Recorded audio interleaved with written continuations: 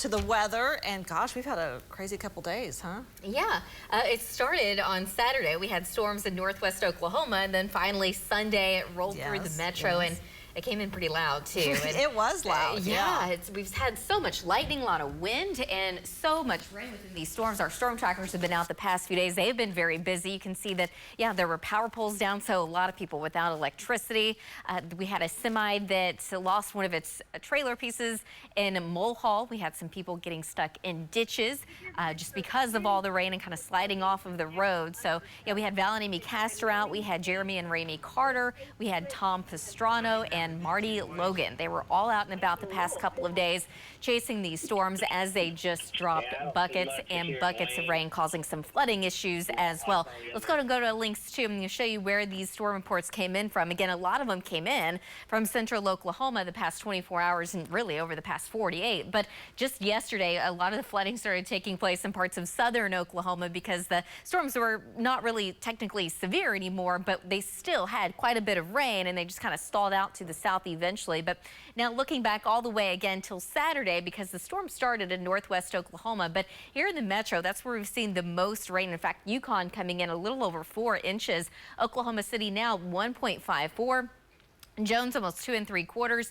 Almost 2.5 around Midwest City, and 1.81 down there up there in Chandler. But so far for the month of August in Oklahoma City, we're in at a little over 2 inches. And we could add to that later today. It's just a slight chance we get some more rain, but so far we're still a little over an inch below where we should be by this time of the month. And we only have one more day left, or a couple more days until we get to September 1st. It's hard to believe. But looking at Storm Shield 9, lots of showers and storms still over Texas. Some of these already making their way into far southeast Oklahoma, but just kind of zooming in on Next Gen Live, you can see that shower just south of Durant, but most of us pretty quiet. And I do expect most of us to stay quiet throughout the day today, but mostly sunny from an OCCC camera up over Pike Pass Skycam network. It's very warm, 86 degrees, a north-northeast wind at 7 miles an hour, but with a dew point of 71, it feels more like 91.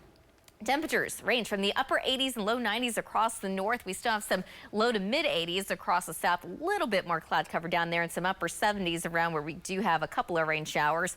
A northeast wind today between about 10 to 20 miles an hour, but that is not stopping temperatures from climbing a little bit this afternoon. Now we've got the main jet stream well to the north. We've got the rain and storms over Texas, and they're just very scattered right now. We've got the ridge of high pressure out to the west, and tomorrow that will pretty much take over.